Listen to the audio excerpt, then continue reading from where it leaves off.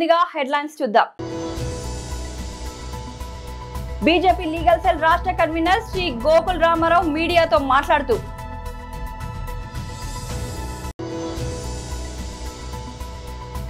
కొత్తపేటలో టీమ్స్ ఆసుపత్రి నిర్మాణ పనులను పరిశీలించిన బీఆర్ఎస్ నాయకులు.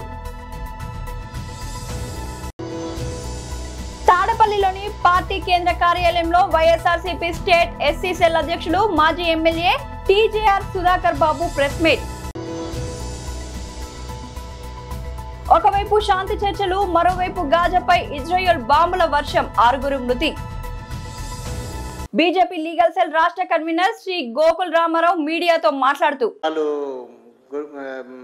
ఇచ్చినారు. తర్వాత న్యాయవాదుల సమస్యలు చాలా మటుకు అన్నింటిని కూడా తీరుస్తామని చెప్పి, న్యాయవాదులు ఎదుర్కొంటున్నటువంటి సమస్యలను పరిష్కరిస్తామని చెప్పి చెప్పినారు. ఈ సమావేశాన్ని కేంద్ర న్యాయశాఖ మంత్రితో పాటు మన రాష్ట్ర బీజేపీ అధ్యక్షులు రామచంద్రరావు గారు, తర్వాత డాక్టర్ లక్ష్మణ్ గారు, కిషన్ రెడ్డి గారు, పార్లమెంట్ సభ్యులు రఘునందన్ రావు గారు, విశ్వేశ్వరరెడ్డి గారు కూడా పాల్గొనడం జరిగింది. ఈ సమావేశంలో దేశంలో ఉన్నటువంటి న్యాయవాదుల సమస్యలు ఏదైతే ఉన్నాయో, దాదాపు 30 లక్షల మంది న్యాయవాదులు ఉన్నారు. వాళ్లకు కేంద్ర ప్రభుత్వము ఇప్పటి వరకు కూడా ఏ ఇన్సూరెన్స్ కంపెనీ ఇన్సూరెన్స్ చేయడానికి ముందుకు రాలేదు. ఇప్పుడు నరేంద్ర మోడీ గారి నాయకత్వంలో న్యాయవాదులకు ఇన్సూరెన్స్ చేయడానికి ప్రభుత్వం ఒప్పుకుంది. ఈ ఇన్సూరెన్స్ వల్ల న్యాయవాదులందరూ కూడా, వారి కుటుంబ సభ్యులు కూడా బెనిఫిట్ పొందే అవకాశం ఉంది. అట్లాగే చాలా చిరకాలంగా ఉన్నటువంటి అడ్వకేట్స్ ప్రొటెక్షన్ యాక్ట్, వాటి గురించి కూడా నిన్న కేంద్ర న్యాయశాఖ మంత్రి మనకు క్లియర్గా చెప్పినారు. ఏంటంటే లా కమిషన్ని మేము పంపించినాము, లా కమిషన్ ఎగ్జామిన్ చేసింది. వాటి గురించి ఆ రిపోర్ట్ రాగానే న్యాయవాదులందరికీ కూడా న్యాయవాద రక్షణ చట్టం తీసుకొస్తాం, ప్రొటెక్షన్ యాక్ట్ తీసుకొస్తామని చెప్పి చెప్పడం జరిగింది. ఇది న్యాయవాదులకు ఎంతో శుభసూచకము.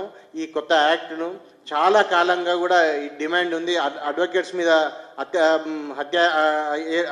హత్య చేయడం జరిగింది, న్యాయవాదులను అటాక్ చేయడం జరిగింది. ఇవన్నిటిని కూడా తగ్గించాలంటే ఒక చట్టం తీసుకురావాలని చెప్పి కేంద్ర ప్రభుత్వం కూడా ఆలోచన చేస్తుంది. కమిషన్ రిపోర్ట్ రాగానే ఈ చట్టం అమల్లోకి వస్తుందని చెప్పి చట్టం పార్లమెంట్లో ప్రవేశపెడతారని చెప్పి చెప్పినారు. మిగతా విషయాలన్నీ కూడా మన బార్ కౌన్సిల్ వైస్ చైర్మన్ అనేటువంటి సునీల్ గౌడ్ గారు చెప్తారు.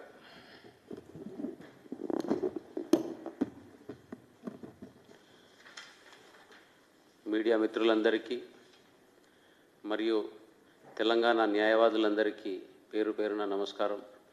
నిన్న మన సెంట్రల్ గవర్నమెంట్ యూనియన్ మినిస్టర్ గారు ఇక్కడ అలాయికి వచ్చేసి, పార్టీ ఆఫీస్కి వచ్చేసి, మరియు కిషన్ రెడ్డి గారు మరియు డాక్టర్ లక్ష్మణ్ గారు, రఘునందన్ గారు, విశ్వేశ్వరరెడ్డి గారు మరియు లాయర్ పార్టీ ప్రెసిడెంట్ మన రామచంద్రరావు గారు మరియు బార్ కౌన్సిల్ చైర్మన్ మరియు కన్వీనర్ మరియు జాయింట్ కన్వీనర్ సమక్షంలో 250 మంది 300 మంది న్యాయవాదుల సమక్షంలో మన యూనియన్ లా మినిస్టర్ గారు ఓపెన్గా ఉన్నాయి 75 సంవత్సరాలలో జరగనివి ఈరోజు ఏమేం జరగబోతున్నాయి, లాయర్ల డిమాండ్స్ ఏమున్నాయి, బార్ కౌన్సిల్ ఆఫ్ ఇండియా తరఫున, స్టేట్ బార్ కౌన్సిల్స్ తరఫున, ఎంటైర్ కంట్రీ తరఫున ఏమేమి డిమాండ్స్ ఉన్నాయో అన్నీ ఓపెన్గా చెప్పి మేము కూడా నిన్న రిప్రజెంటేషన్ ఇవ్వడం జరిగింది.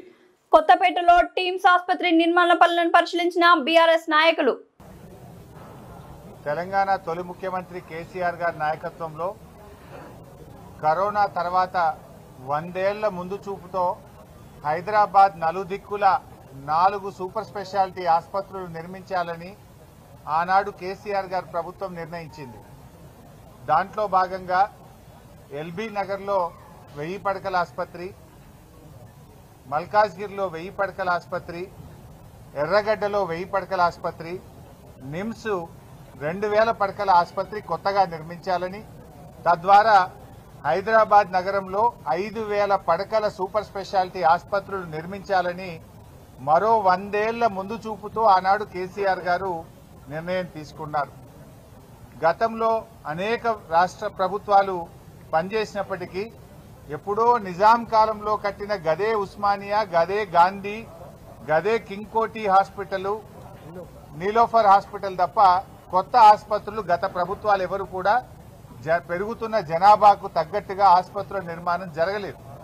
కానీ కరోనా వచ్చిన తర్వాత కేసీఆర్ గారు రాష్ట్ర ప్రజల ఆరోగ్యం, పేదల ఆరోగ్యాన్ని దృష్టిలో పెట్టుకొని ఇవాళ పేదలు కార్పొరేట్ ప్రైవేట్ ఆసుపత్రులకు వెళ్లి అప్పుల పాలవుతున్నారు, వారికి సరి అయిన వైద్యం అందడం లేదని, ఈ కొత్తగా వస్తున్న రోగాలను పేదల ఆరోగ్యాన్ని దృష్టిలో పెట్టుకొని పేదలకు ప్రభుత్వ రంగంలో కార్పొరేట్ సేవలు అందించాలి, సూపర్ స్పెషాలిటీ వైద్య సేవలు అందించాలని ఈ 4 టిమ్స్ ఆసుపత్రిని వరంగల్లో 2000 పడకల హెల్త్ సిటీని కేసీఆర్ గారు ప్రభుత్వం ప్రారంభించారు.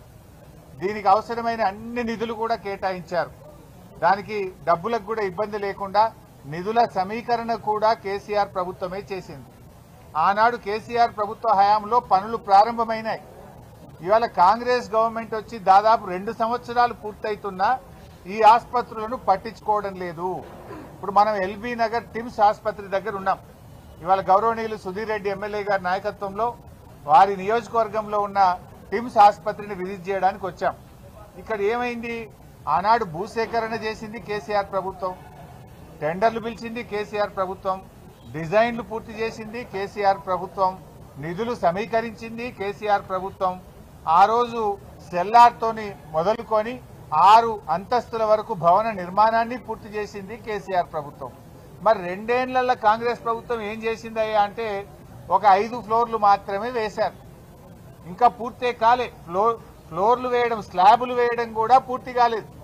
నిజంగా బీఆర్ఎస్ ప్రభుత్వమే ఉండుంటే ఇప్పటికే ఏడాది కిందనే ఈ ఆసుపత్రి ప్రారంభమై ప్రజలకు సేవలు అందించేది. రేవంత్ రెడ్డికి ఎక్కడ కేసీఆర్ కు పేరు వస్తుందో, ఎక్కడ బీఆర్ఎస్ ప్రభుత్వాన్ని ప్రజలు గుర్తు చేసుకుంటారో అని కావాలనే ఈ ఆసుపత్రి యొక్క నిర్మాణాన్ని స్లో చేస్తా ఉన్నారు. తాడపల్లిలోని పార్టీ కేంద్ర కార్యాలయంలో వైఎస్ఆర్సీపీ స్టేట్ ఎస్సీ సెల్ అధ్యక్షులు మాజీ ఎమ్మెల్యే టీజేఆర్ సుధాకర్ బాబు ప్రెస్ మీట్ తయారు చేసి మద్యం స్వయంగా ఆ మాఫియానే తయారు చేస్తుంది. ప్రభుత్వ దుకాణాల ప్లేస్లో ఇప్పుడు ప్రైవేట్ వ్యక్తుల చేతులకు వచ్చిన దుకాణాల్లోకి మద్యం సరఫరా జరుగుతుంది. ఆ దుకాణాలతో పాటు మాల్ట్లోకి వెళ్తుంది. అక్కడి నుంచి వీధికి ఒకటి పెట్టిన బెల్ట్ షాపుల్లోకి వెళ్తుంది. లేకపోతే పర్మిట్ రూమ్స్ అని కొత్తగా పెట్టారు కదా, లేదా పర్మిట్ రూమ్స్లోకి వస్తుంది. చిట్ట చివరకు పేదవాడైన చేతిలోకి వెళ్తుంది. తను తాగుతుంది కల్తీ మద్యమా, నిజంగానే కంపెనీల ద్వారా తయారు చేయబడిన మద్యమా తెలుసుకోలేని అమాయకుడు తాగేసి జబ్బుల పాలై మరణిస్తున్నాడు. ఎందుకు ఇదంతా? చంద్రబాబు నాయుడు తన అధికారంలోకి వచ్చిన రోజు నుండి రాష్ట్ర ప్రభుత్వం చేతిలో ఉన్న మద్యం అమ్మకాల వ్యవహారాన్ని, అంటే 2019-24 మధ్య కాలంలో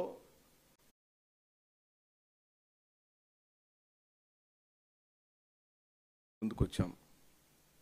నాణ్యమైన మద్యం అందిస్తానని చంద్రబాబు నాయుడు ఎన్నికల హామీ. నాణ్యమైన మద్యం అందిస్తానని చెప్పిన నారా చంద్రబాబు నాయుడు ఈరోజు కల్తీ మద్యాన్ని బహుమానంగా ఇచ్చాడు. ఇంకో పక్కనేమో రాష్ట్రంలో మద్యం కుంభకోణం జరిగింది. మద్యాన్ని విషయంలో చాలా రకాలుగా డబ్బులు చేతులు మారినాయని ఒక అభూత కల్పన సృష్టిని గత 6-7 నెలల నుంచి చేస్తున్న నారా చంద్రబాబు నాయుడు ఈ రోజున ఓ మాఫియాని తయారు చేసి, మద్యం స్వయంగా ఆ మాఫియానే తయారు చేస్తుంది. ప్రభుత్వ దుకాణాల ప్లేస్లో ఇప్పుడు ప్రైవేట్ వ్యక్తుల చేతులకు వచ్చిన దుకాణాల్లోకి మద్యం సరఫరా జరుగుతుంది. ఆ దుకాణాలతో పాటు మాల్ట్లోకి వెళ్తుంది. అక్కడి నుంచి వీధికి ఒకటి పెట్టిన బెల్ట్ షాపుల్లోకి వెళ్తుంది. లేకపోతే పర్మిట్ రూమ్స్ అని కొత్తగా పెట్టారు కదా, లేదా పర్మిట్ రూమ్స్లోకి వస్తుంది. చిట్ట చివరకు పేదవాడైన చేతిలోకి వెళ్తుంది. తను తాగుతుంది కల్తీ మద్యమా, నిజంగానే కంపెనీల ద్వారా తయారు చేయబడిన మద్యమా తెలుసుకోలేని అమాయకుడు తాగేసి జబ్బుల పాలై మరణిస్తున్నాడు. ఎందుకు ఇదంతా? చంద్రబాబు నాయుడు తన అధికారంలోకి వచ్చిన రోజు నుండి రాష్ట్ర ప్రభుత్వం చేతిలో ఉన్న మద్యం అమ్మకాల వ్యవహారాన్ని, అంటే 2019-24 మధ్య కాలంలో వైఎస్ జగన్మోహన్ రెడ్డి గారి యొక్క ప్రభుత్వంలో ఈ రాష్ట్రంలోని మద్యం ప్రభుత్వం అమ్మింది. గాజాలో శాంతి స్థాపన కోసం అమెరికా అధ్యక్షుడు డొనాల్డ్ ట్రంప్ ప్రయత్నాలు ఫలించే సూచనలు కనిపిస్తున్న వేళ కూడా ఇజ్రాయెల్ తన దాడులను ఆపలేదు. శనివారం గాజాపై జరిపిన దాడుల్లో 6 పాలస్తీనియన్లు ప్రాణాలు కోల్పోయారు. ఈ పరిణామం శాంతి ప్రక్రియపై నీలి నీడలు కమ్ముకునేలా చేస్తోంది.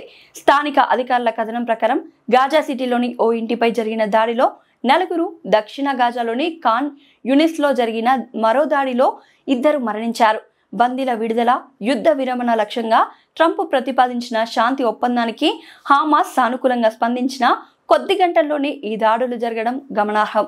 అంతకుముందు ట్రంప్ ప్రతిపాదించిన శాంతి ప్రణాళికకు హమాస్ అంగీకారం తెలపడంతో ఇజ్రాయెల్ కూడా ఒప్పందంలోని మొదటి దశను తక్షణమే అమలు చేయడానికి సిద్ధమవుతున్నట్లు ప్రధాని బెంజామిన్ నేతన్యాహు కార్యాలయం ప్రకటించింది. బందీల విడుదలను ఈ దశలో చేపట్టనున్నారు. ఈ పరిణామాలపై డొనాల్డ్ ట్రంప్ స్పందిస్తూ, హమాస్ శాశ్వత శాంతికి సిద్ధంగా ఉందని నేను నమ్ముతున్నాను. బందీలను సురక్షితంగా బయటకు తీసుకురావడానికి ఇజ్రాయెల్ తక్షణమే గాజాపై బాంబు దాడులను ఆపాలి అని తన ట్రూత్ సోషల్ ప్లాట్ఫామ్లో పిలుపునిచ్చారు. ఇది కేవలం గాజాకు సంబంధించింది మాత్రమే కాదని, మధ్యప్రాచ్యంలో దీర్ఘకాల శాంతికి సంబంధించిన విషయమని ఆయన వివరించారు. ట్రంప్ విజన్ కు అనుగుణంగానే యుద్ధాన్ని ముగించడానికి తాము సహకరిస్తామని నేతన్యాహు కార్యాలయం తెలిపింది. అయితే ఒకవైపు బందీల కుటుంబాలు యుద్ధాన్ని ఆపాలని ఒత్తిడి చేస్తుండగా, మరోవైపు సంకీర్ణ ప్రభుత్వంలోని తీవ్రవాద వర్గాలు దాడులను కొనసాగించాలని డిమాండ్ చేస్తున్నాయి.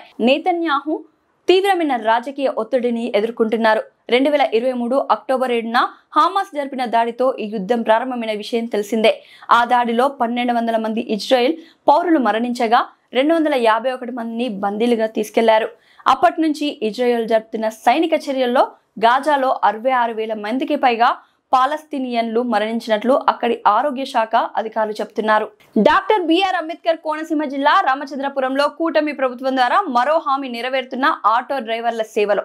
Auto rickshaw, maxi cab, motor cab డ్రైవర్లకు ఏడాదికి 15,000 రూపాయల ఆర్థిక సాయం అందిస్తున్న తెలుగుదేశం పార్టీ ఈ రోజు రామచంద్రపురం ఆటో డ్రైవర్ల ర్యాలీలో కూటమి ప్రభుత్వ నాయకులు వాసంశెట్టి సత్యం, అమలాపురం పార్లమెంట్ సభ్యులు గంటి హరీష్ ఆటో ర్యాలీలో పాల్గొన్నారు. అనంతరం లయన్స్ కళ్యాణ మండపంలో ఆటో డ్రైవర్ల సమావేశం ఏర్పాటు చేసి ఈ రోజు నారా చంద్రబాబు నాయుడు చేతుల మీదుగా రాష్ట్రంలో ప్రతి ఒక్క ఆటో డ్రైవర్ కు 15,000 రూపాయల చొప్పున మొత్తం 2,10,00,000 రూపాయలు నేరుగా ఆటో డ్రైవర్ల బ్యాంక్ అకౌంట్లకి జమ చేయబడినది అని హరీష్ మాట్లాడారు.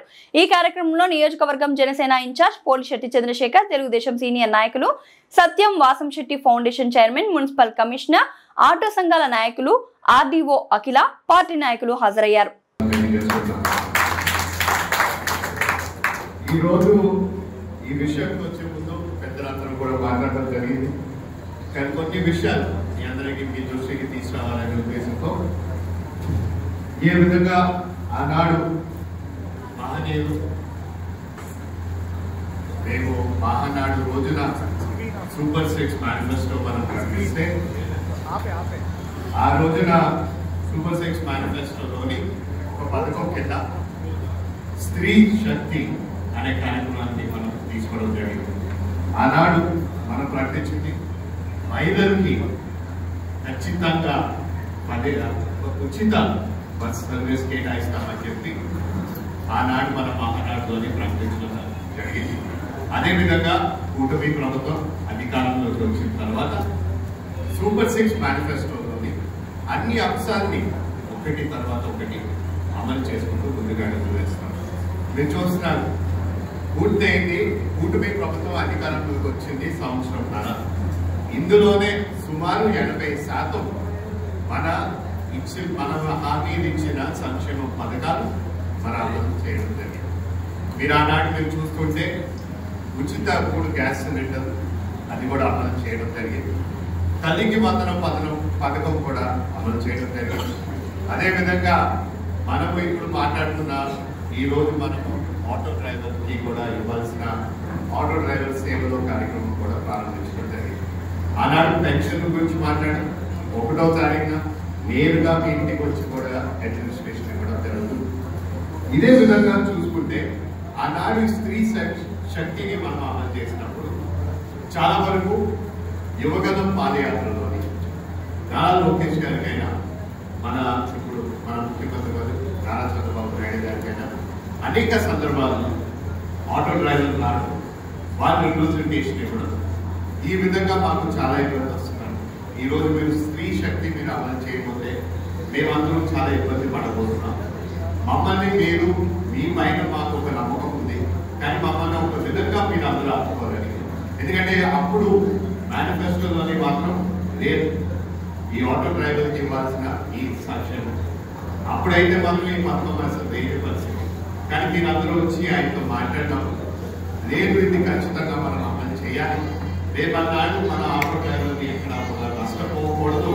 మనం అమలు చేసిన పథకాల వల్ల వారిని కూడా ఆదుకోవాలని చెప్పి ఏకైక ఆలోచనతో ఈ 15,000 రూపాయలని ఈ రోజు అమలు చేయడం కూడా జరిగిందని కూడా ఈ సభాముఖంగా మీ అందరికీ తెలియజేస్తున్నాను. అదేవిధంగా మీ అందరినీ నేనే కాదు, ఇక్కడ వేదిక పైన అందరూ కూడా మా స్కూల్ టైంలో అయినా సరే, మా కాలేజ్ టైంలో అయినా సరే, నేను జాబ్ చేసిన సమయంలోనైనా సరే, అన్ని సందర్భాల్లోని మీ అందరితో పాటు ఏదో ఒక సందర్భంలో మీ అందరితో ప్రయాణం చేస్తున్నాను.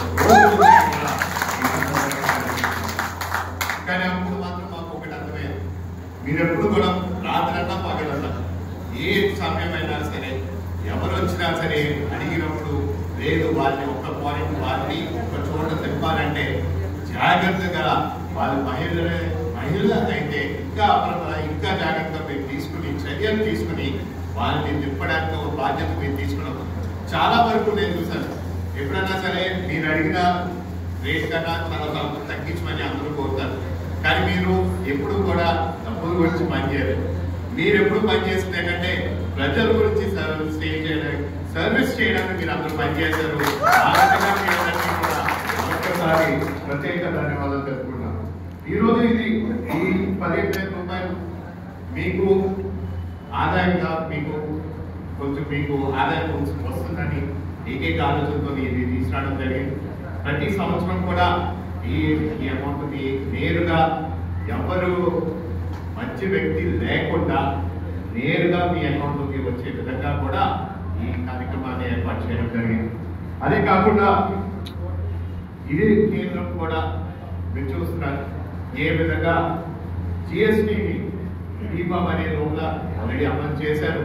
ఈరోజు మధ్యతరగతి కుటుంబాలు దాటడం ఆ కుటుంబాలన్నింటినీ కూడా ఆదాయం రావాలని వాళ్ళందరూ జిఎస్టీని 28% నుంచి సుమారు 8% కూడా దాటి తగ్గించడం జరిగింది. అదేవిధంగా కొత్తగా ఆటోలు పర్చేస్ చేసుకుంటే దాని మీద కూడా తగ్గింపులు చర్యలు కూడా తీసుకోవడం జరిగింది. ఇవన్నింటినీ కూడా అనేక సందర్భాల్లోని మనం కూడా ఈ విషయాన్ని కూడా మీ అందరి దృష్టికి తీసుకురామని కూడా ప్రభుత్వాన్ని అందరినీ కూడా ఆదేశించడం జరిగింది.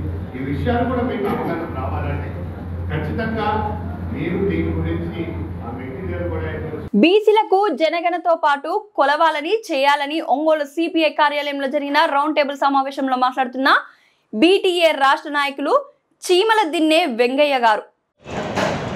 మరి పెద్దలు చాలా చక్కగా చాలా విషయాలు మాట్లాడారు. మరి గతము భవిష్యత్తు గురించి కూడా అనేక విషయాలు తెలుసుకుంటున్నాం. మరి మహనీయులు పూలే గారి గురించి, అంబేద్కర్ గురించి, పెరియార్ గురించి ఇవన్నీ మనం అన్నీ కూడా తెలుసుకుంటూనే ఉన్నాం. మరి పెద్దలు చెప్పినట్టు అనేక విషయాలు చర్చించుకుంటూనే ఉన్నాం. ఒక ఐక్యంగా పోరాటం చేసి బయటకు వచ్చి మరి మనది నిలదీసేటువంటి విషయానికి రాలేకపోతున్నాం. ఇందాక చెప్పినట్టు మహేందర్ రెడ్డి గారు మీరు ఇంతమంది ఉంటే మరి మీరు చేయొచ్చు కదా, మీరు గెలవచ్చు కదా అన్నట్టుగా మనము ఆ పని చేయలేకపోతున్నాం. అందుకే వాళ్ళు మరి వేల సంవత్సరాల నుంచి వారు వేసుకున్న పథకం ప్రకారం మరి భారతదేశాన్ని నిర్వీర్యం చేసే విధంగా మరి వృత్తులుగా మరి విభజన పరంగా చేసి ఈరోజు మనకి స్థితి భారతదేశాన్ని కానీ ఈ స్థితికి తీసుకొచ్చారు. వారు లేస్తే దేశభక్తి అంటారు, లేకపోతే ఇంకొకటి అంటారు. ఇట్లాగే ఉండాలి భారతదేశం, ఈ సంపద సృష్టించాలని మేము ఈ విధంగా చేయాలి అని చెప్తూ ఉంటారు. అయితే మనము ఆ రోజుల్లో ఉన్నటువంటి పరిస్థితుల్లో మహనీయులు కొంతవరకు పోరాడారు ఆ రోజుల్లోనే. అప్పుడు ఇలాగ జరుగుతూ ఉంది. పెరియార్ లాంటి వారు కానీ ఎవరైనా ఇలాంటి సమావేశాల్లో ఇటువంటి విషయాలు లేవనెత్తినప్పుడు అవన్నీ పక్కన పెట్టడం కాదు ఇక ఇప్పుడు జరగబోయి అట్లా మనల్ని మభ్య పెడుతూ ఇలాంటి స్థితికి వచ్చారు. కాబట్టి మనం అడుక్కునే విధానంలో ఎంతవరకు ఎంతకాలం ఉన్నప్పటికీ ఇలాగే ఉంటుంది. మరి ఇందాక ఆచార్య గారు ఎవరు చెప్పినట్టు, మహేంద్ర రెడ్డి గారు అన్నట్టు అటువంటి స్థితికి మనం మరి నిలబడగలిగితే మార్పు వస్తుంది. లేని పక్షంలో ఎంతకాలమైనా మనం ఇలాగే అడుక్కుంటూ ఉండాల్సి వస్తుంది. వాళ్ళు మాత్రం ఏదో భిక్ష వేసినట్టు చేయవలసి వస్తుంది. అందుకని మనము స్థానిక సంస్థల్లో మరి ఇంతమంది మనం జనాభా ఉన్నామని చెప్తున్నాం. మనకు నచ్చిన వ్యక్తిని, నిజాయితీ కలిగిన వ్యక్తిని, ఎవరైతే సమర్థులు ఉన్నారో అలాంటి వారిని మనం ఎంచుకొని మనం గెలిపించుకోగలిగే స్థితి. బుల్లెటిన్ ముగించే ముందు హెడ్లైన్స్ మరోసారి. బీజేపీ లీగల్ సెల్ రాష్ట్ర కన్వీనర్ శ్రీ గోకుల్ రామారావు మీడియాతో మాట్లాడుతూ